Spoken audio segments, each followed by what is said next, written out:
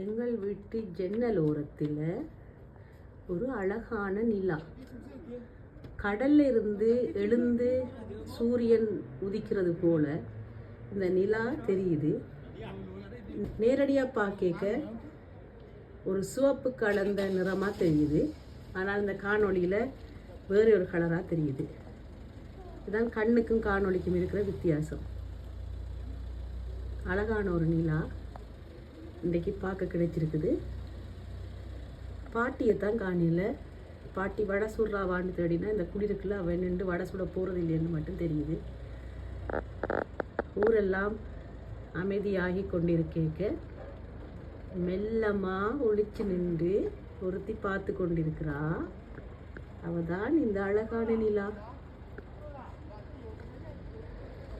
மறைஞ்சு நின்று பார்க்குறா. நான் பார்க்க